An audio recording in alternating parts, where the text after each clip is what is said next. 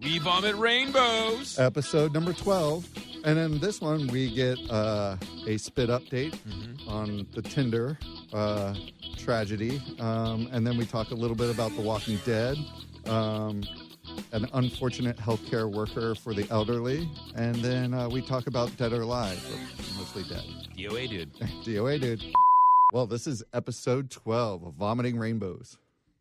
It's like pretty exciting. Yeah, it's like a dozen, man. Like it's like a dozen donuts. We've finally made it. Yeah, man, it's awesome. And this one I come to you with a little bit of a head cold, so I'm apologizing in advance for sounding, a little stopped up. I think that's one of the great things though, Doug, about podcasts is that they're a little bit more based in reality than your traditional talk format, right? As far as audio goes. Exactly. So people are just like, yeah, that's how sometimes people get sick, and that's how they sound. So yeah. It used to be, though, like back in the traditional kind of old school radio days where it's like if you had a really bad head cold, they're like, oh, you can't be on. You can't be on. You don't sound good. You don't sound good. You're not proper. Exactly. That's how it was. I like to think that I kind of broke that mold because I never sound good. So I always sound like something's wrong with me. I slur, and it made it okay just to kind of be a knucklehead and be on the radio. Did you ever hear that that dialect? There's this dialect that's like basically gone, but it was a dialect that was formed for radio, and it's like that 19 kind of 30s and 40s speak. They called it like the Trans-America dialect or something like that, and it was basically made for radio. That old timey guy. Yeah, like, hey, what do you say, guys? Exactly. Hey, that kind of stuff. Exactly. Yeah. And there's like, you can actually take classes on how to learn to speak like that. It's vomiting rainbows. I think if we could do that one episode, just like, oh my God, dude, I can barely I can barely stop saying like. So yeah. I don't know if I could even. What's that class called? Like how to learn how to talk in the most annoying dialect ever? It's like old timey talk. Yeah, I say like a lot. Old timey talk 101. Yeah, somebody should count the number of times we say like in a podcast. No, please don't. Please, I bet it's a plus 100. I'm sure it is. Like in an hour, I bet it's easily 100. Now you're gonna make me like conscious of it, and I'm not gonna want to. It's not fair. So I texted you a little bit earlier, and you told me you got to hang out with the guys from Walking Dead. Okay, hold on. Oh, don't show me a photo. No. I'm not going to show you a picture. I'm going to read the text. Hold on. It goes. Haven't seen the new one yet. I saw Rick and Daryl over the weekend. I saw them. You saw them? Oh, I saw them. Did I hang out with them? I thought you hung out with them. No. And then I was eating breakfast, and this dude walks by. And I look up and I go, oh, my God, that was Rick. And the dude goes, oh, my God, it was, man. And then, like, later on in the day, like, we were walking around, and I'm like, dude, that's Daryl. And I'm like, what are they doing here? And I guess they had a big they did, like, a live after show at a cemetery or something. And they were in town filming that. I was down in Los Angeles over the weekend. So they were just kind of hanging out. It was Talking Dead. Talking Dead, exactly. So I saw them before the live Talking Dead on Sunday night. So I saw them. So I watched the Talking Dead. Yeah. And the Talking Dead one was... I can't even imagine how they handled this, but they got out there, and it was supposed to be a beautiful night and all this, but instead it rained, like torrential downpour. Yeah. So they're sitting on stage, and it starts raining, and so they start handing out. It's live. Yeah. So they just start handing out umbrellas to like all the people, and Chris Hardwick is the host. Sure. And so he's just sitting there, and they're like, "Do you want an umbrella?" And he's like, "No, I'm hard." Yeah. What are you gonna do? I mean, it's And Rick, I've never watched Talking Dead before, but this opener, his accent, he's British. Yeah, it's the worst. It just completely ruined it for me. I was like, no. Yep.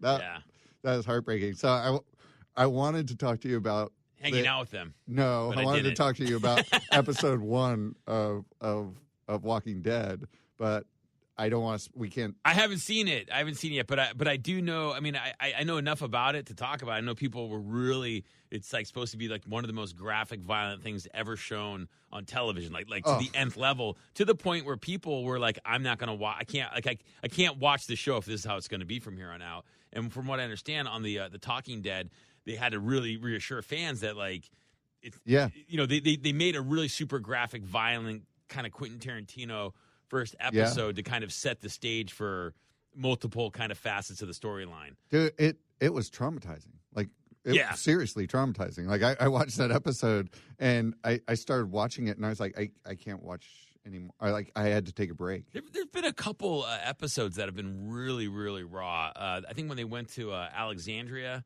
and they were slitting the throats in that trough. I mean, that's kind of next level for TV. I mean, it's amazing, you know, the cultural impact of The Walking Dead, and you know, kind of what it says about where we're at. I think. Yeah. I mean, you can kind of. There's sociological insights to what's popular in pop culture, right? And, right. You know, it said something about the time when Leave It to Beaver was a huge show, or Happy Days, right? And you know, when Walking Dead is like one of the most, you know, popular TV shows of our time. It's interesting to kind of look at the reasons why, and you know, what the morbid fascination with that is, and just, you know, zombie movies in general. I'm a huge fan of the genre, so you know, it's kind of the whole. You know, it's that thing. What's scarier, like the Walking Dead or your fellow man? You know, right. Like which one's more evil, like these monsters or the you know, your fellow member of mankind? Well, I mean, the other thing with that aspect too is the zombies, and that when they graphically kill them, you're like, whatever, it's a zombie. It doesn't really matter. But like shows in the genre of American Horror Story, that.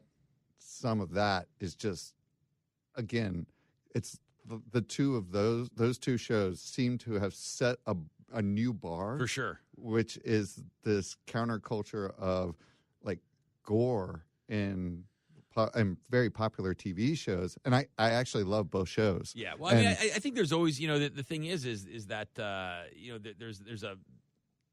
there's a huge fan base for horror, right?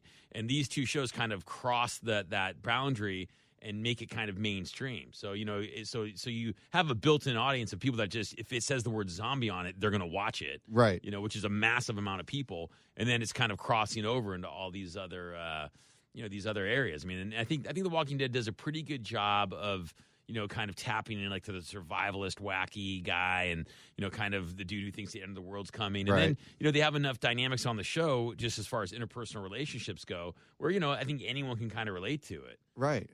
So, you know, I watched that episode, and then at the end of it, they have the, you know, you saw the end of the last one. Yeah, of course. And that guy, he's a really good actor, but he came out and he's like the new badass dude. Yeah. And that guy came out on the stage, and it was really funny because he came out and he was like super shy because he was like, "I'm not a fan. No one likes me right now." Like, he's like, no, it's true. So it was just really interesting. Well, TV is interesting like that, right? I mean, I think I don't know if you ever watched Game of Thrones, but the one guy, the prince guy that ended up getting poisoned. Yeah, Joffrey. Yeah, Joffrey. I mean, people hated that kid. Yeah. And even like in real life, like when he'd meet people, they'd start yelling at him. And he's like, I'm an actor, man. Yeah. Like, just a role. A bunch of my friends went to Ireland for some web conference. Yeah. And they were there, and Joffrey was there. And they were like, they hung out with Joffrey all night and partied with him. And it was Joffrey and the Harry Potter guy as well. And so the two of them, they were hanging. They're like, yeah, we're partying all night with like Joffrey and Harry Potter. Yeah. And it was just surreal. They said, because every once in a while they'd look over and they'd be like, I fucking hate that guy. Yeah, totally. And then they're like, but he's the nicest guy in the world, you know? Exactly. It's just really weird. But it's interesting that Daryl from the show, Norman Reedus is his real name.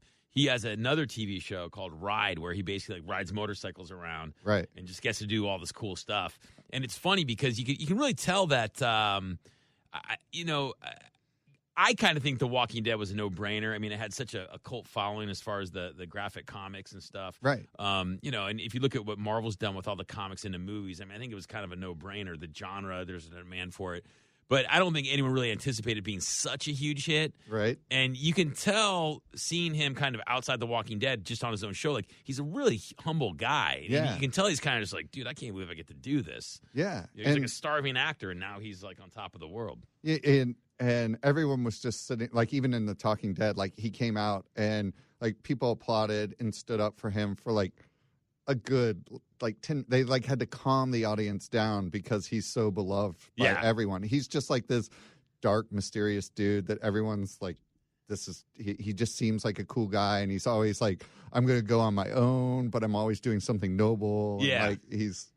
And it seems like he's kind of got that personality anyway. Yeah, exactly. So, all right. So we have a new section. Was this section called Fanboy for The Walking Dead? Is that what that was?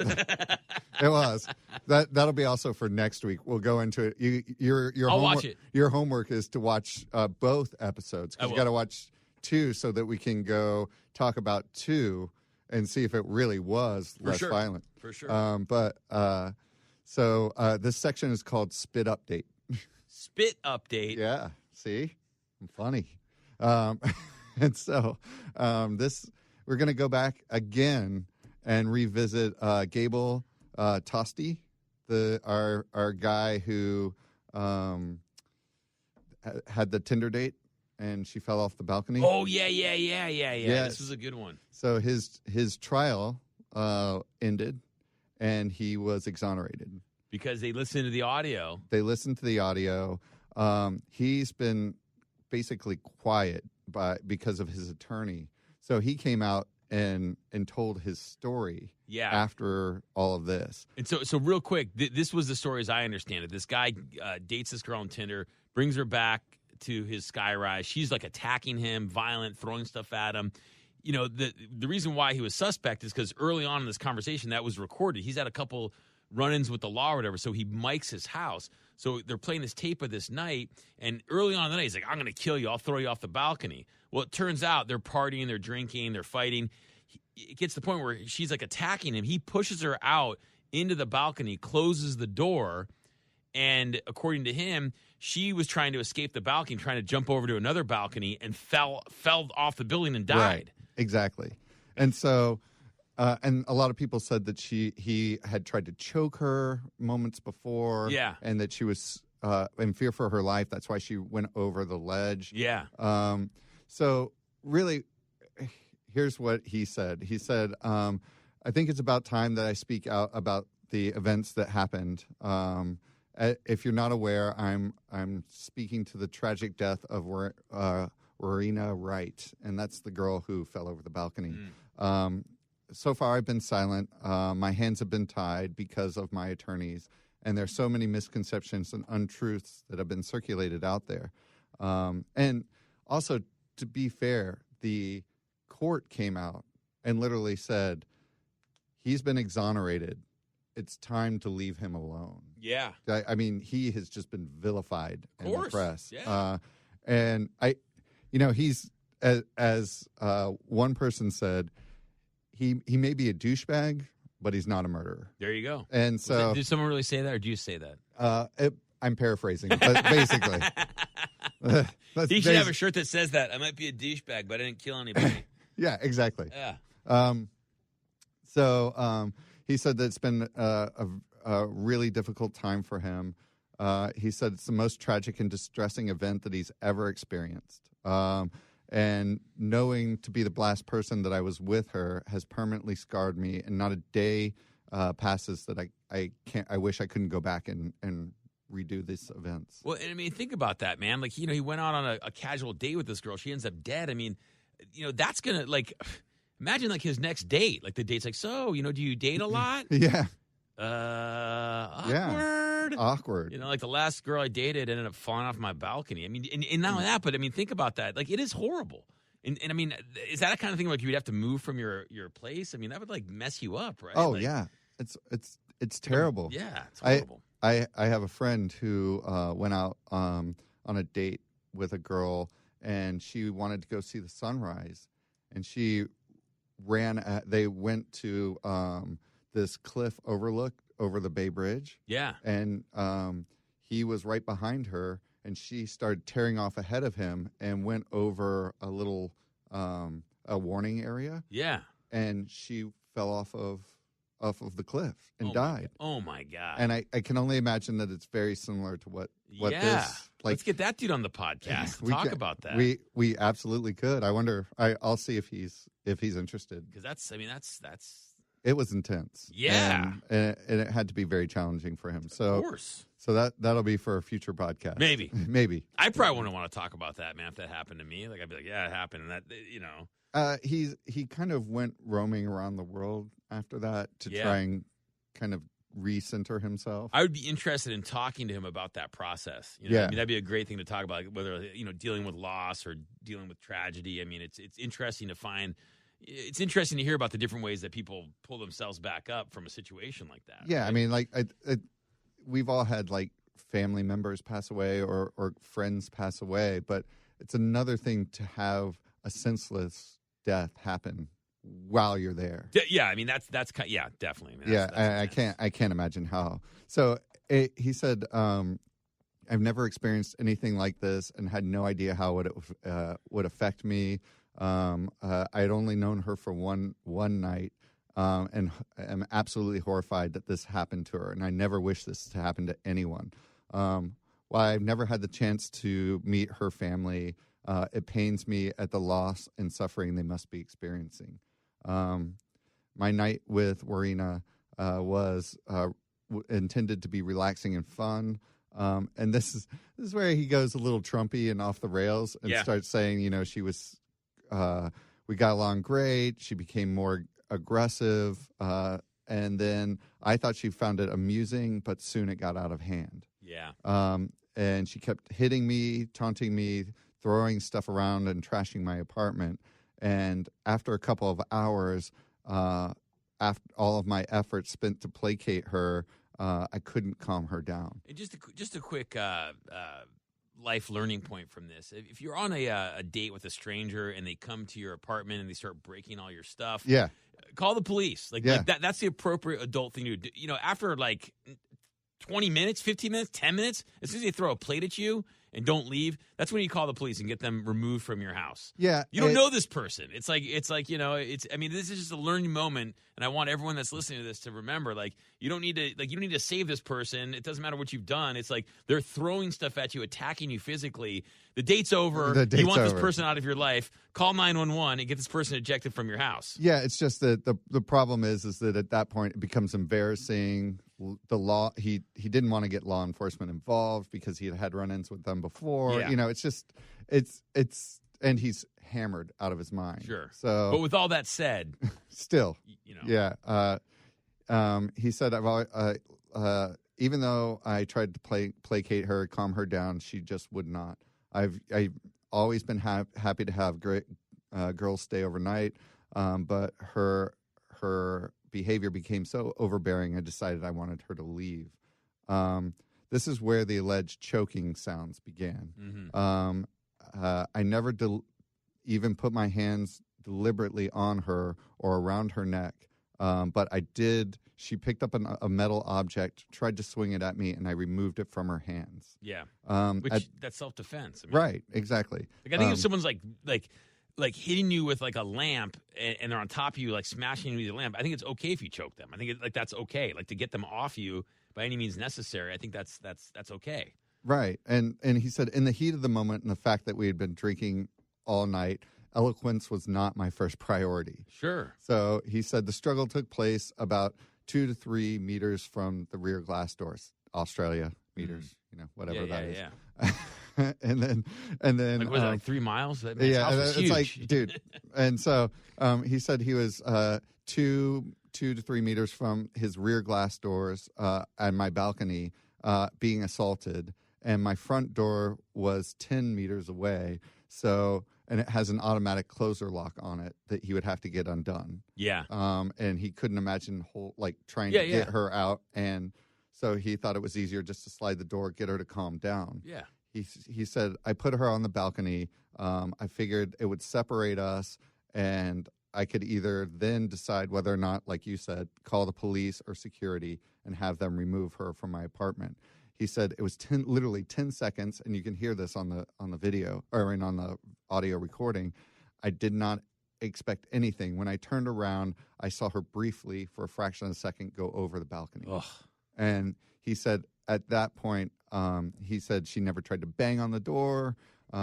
She never tried with any warning or anything to try to get back in. All I knew was she was no longer there. And he said the last thing that he could ever expect was somebody to go over the balcony. Yeah. And he said, it's not like I locked her out there for hours and she couldn't get back in. It was 10 seconds. He said, I tried to keep my composure, and then when I realized what had happened, the only sensible thing I could think to do in a drunken state was call my dad and an attorney. Yeah. He said, I just didn't know what to do. So he did that. He went, he did not try and flee the scene. He went downstairs and waited for his dad.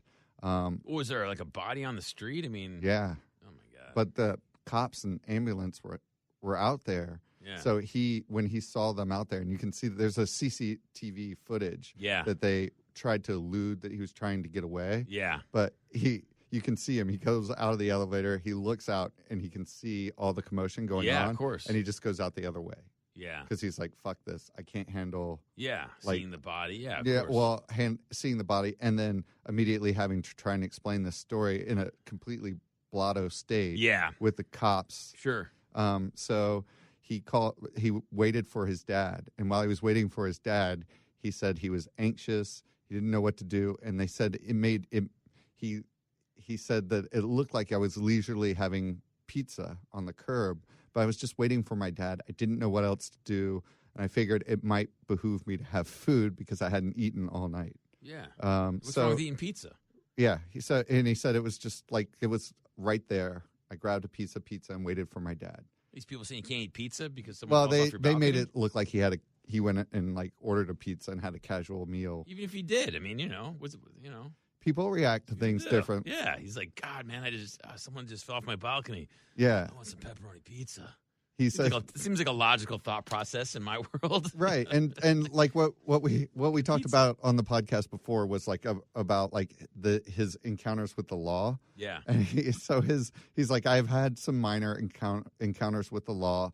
One of them was I threw an egg at someone. And then the other was that I had a small fake ID racket with some friends when we were minors. Yeah. And then I had... I'm trying to remember at the end of the podcast where we first talked about the story, did I want to hang this guy, or was it like, hey, he could be innocent? Did I cast judgment on him? I can't remember. No, I think at the end of it, we were like at the same mindset. We said everything from the audio recording, because we talked... Correlates to his story. Yeah, it correlates to his story, and it just sounded like... they were both drunk. It went, unfortunately, south.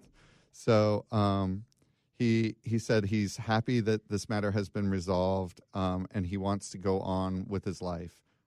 He knows that everybody wants to crucify him, but he just hopes that people will understand that he's been absolved of the crimes, and he wants to move on. Yeah, unfortunately, when the court can exonerate you, but there's also the court of public opinion.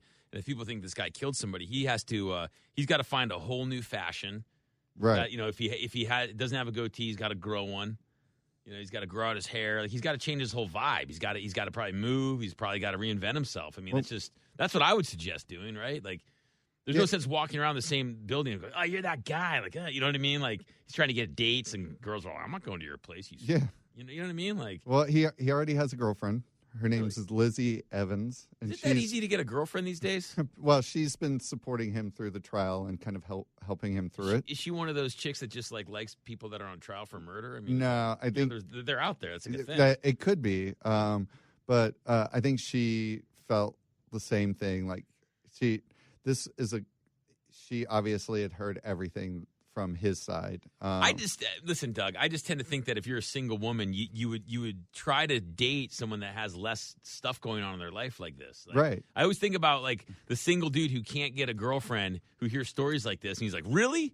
The guy on trial for murder can get a girlfriend, and I can't get a girlfriend?" Right. Well, I mean, look at the guy from Making a Murderer. I mean, he got a fiance. I know. It's just I don't know. From prison. I'm just amazed at that.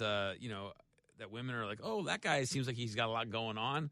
Right. Complex trial and all this emotional baggage now that the last girl he dated fell off his balcony. I think I'll hang out with that guy. He seems like that's going to go well. Yeah. I mean, there's there are tons of like normal dudes that are just working 40 hours a week. Dude, it's a project. Yeah. She can fix him. Yeah. So yeah. So anyway, that's kind of, our spit update, but like he's free, and he's trying to get back his life and get on track. Freedom. But that leads us to another international story, which is this woman, Beth Wettlaufer. And Beth is she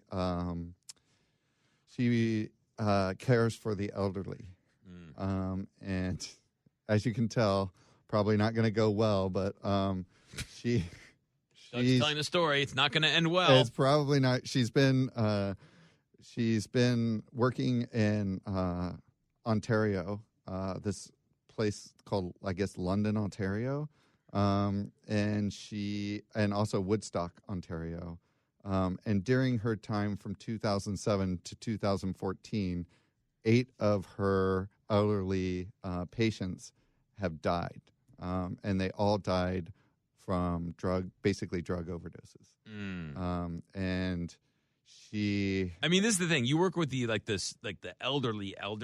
I mean, that's a 7-year career. That's about one a year. I mean, that's kind of expected. Like if you work with people that are like 95 and above, your clients are going to be dying. Right.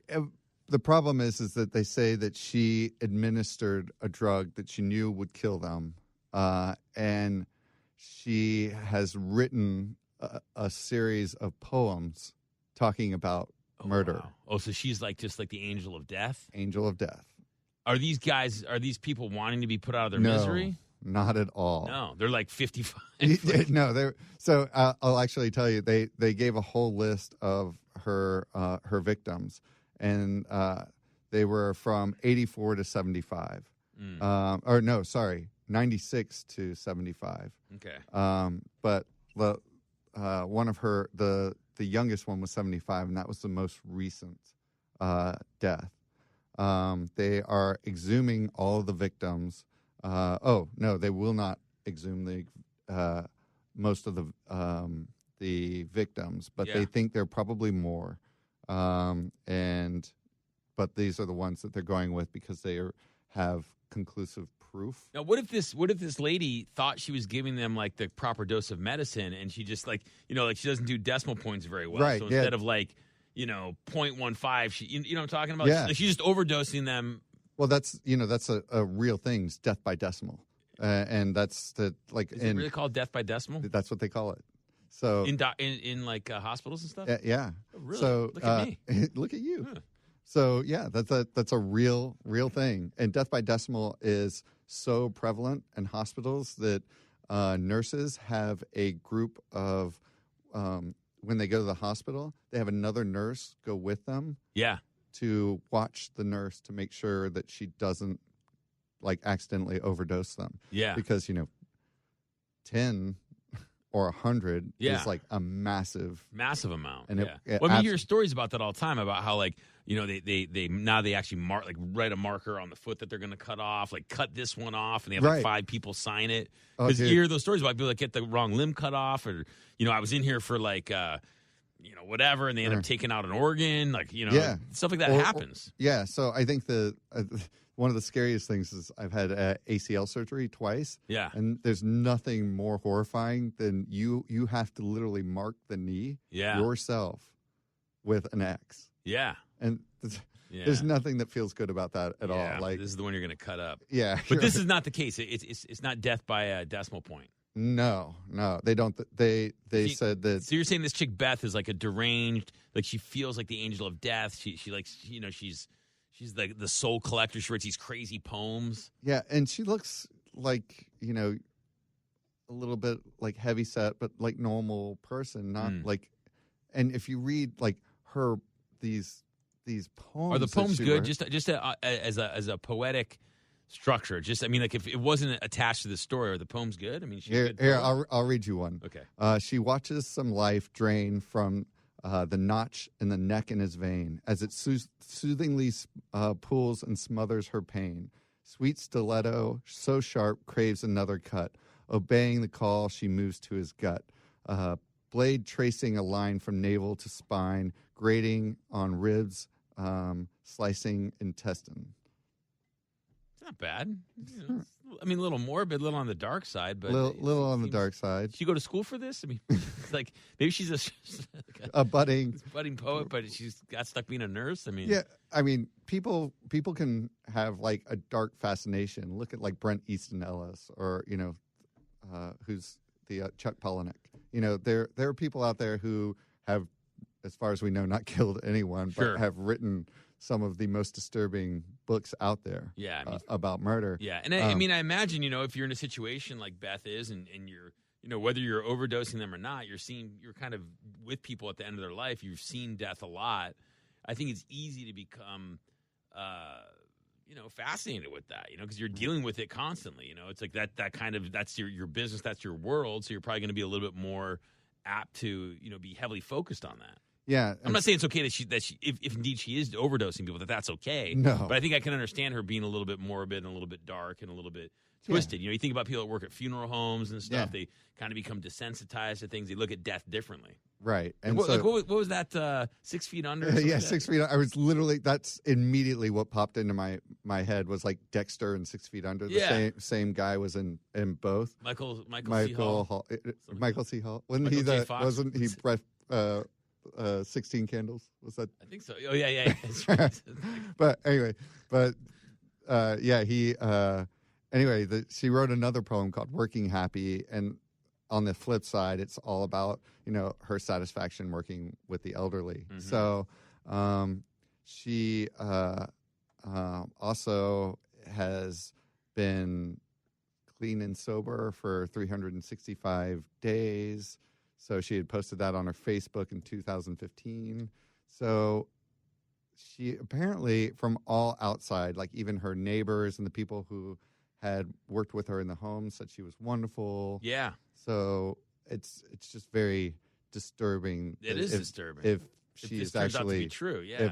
If it turns out to be the case, but So that's kind of the story. Yeah, it's not the kind of people you want taking care of your parents or yourself exactly. when you get older.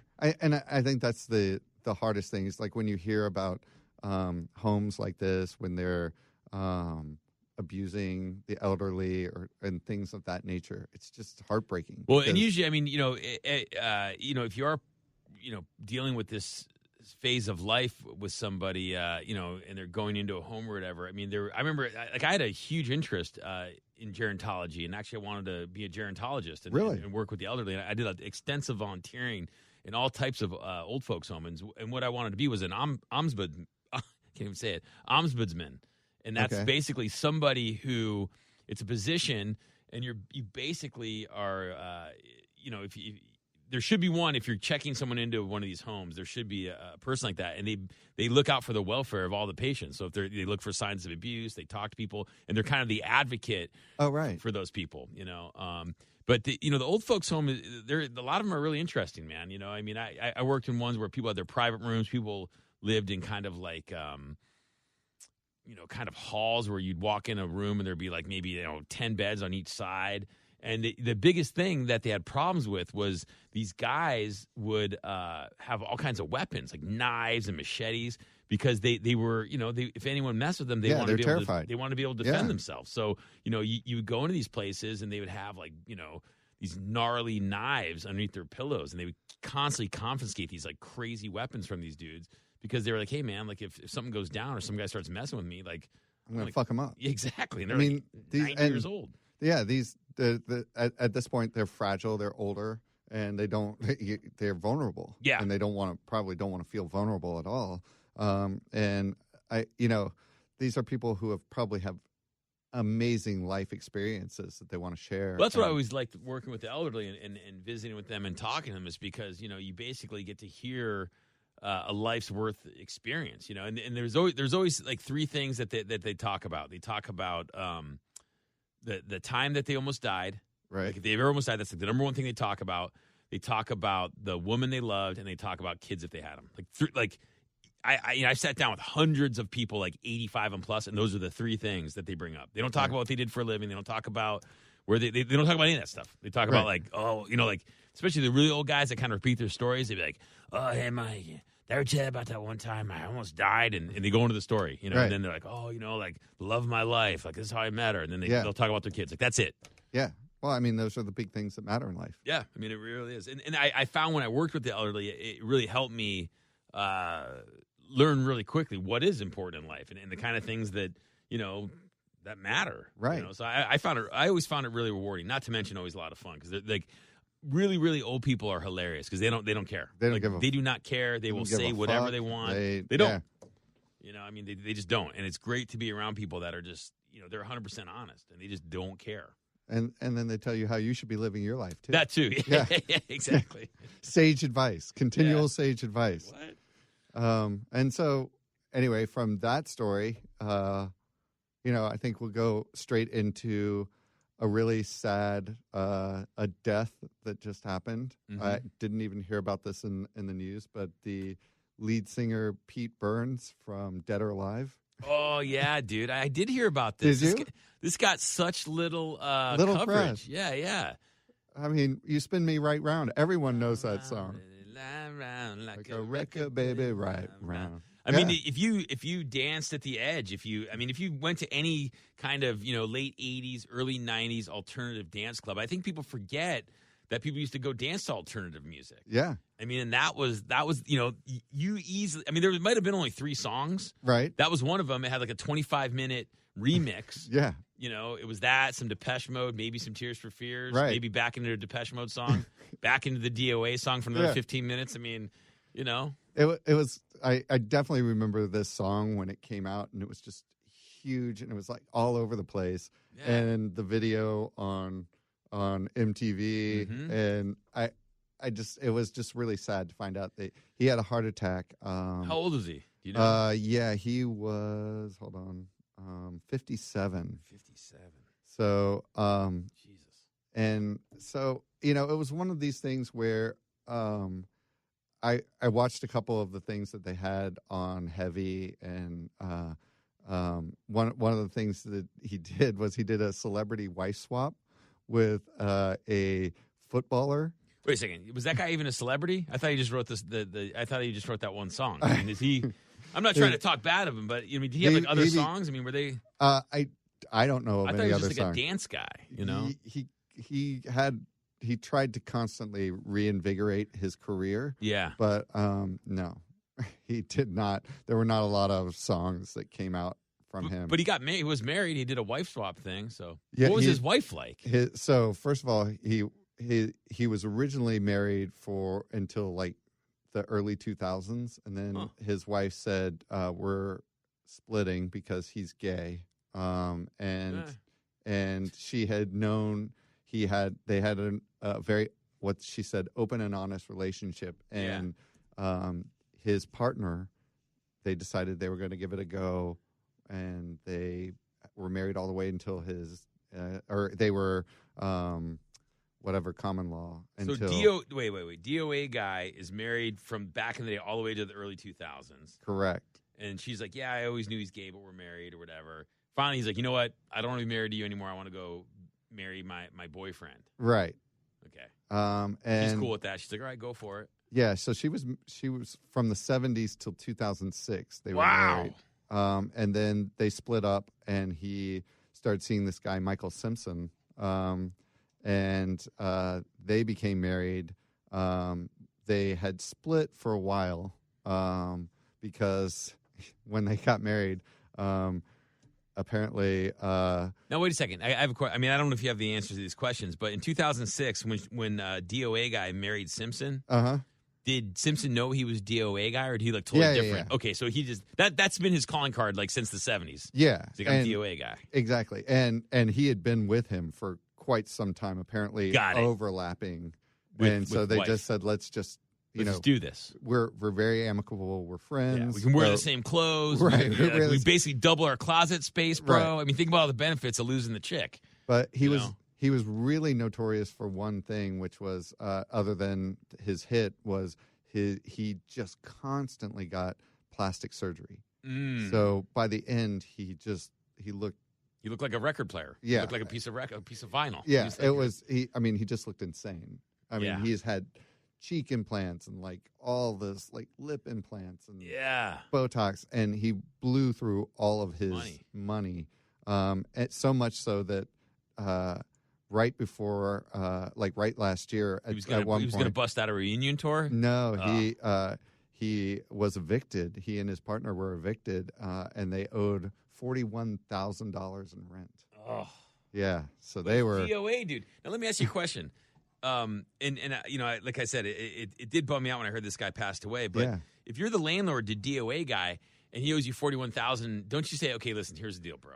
You're gonna play like my cousin's wedding, right? We're gonna pay you. I'm gonna take you on tour. Not even that, but just just to have him play his song. Like we're gonna do silly stuff. If DOA guy was my tenant and he owed me $41,000, I'd be like, listen, dude, here's the deal.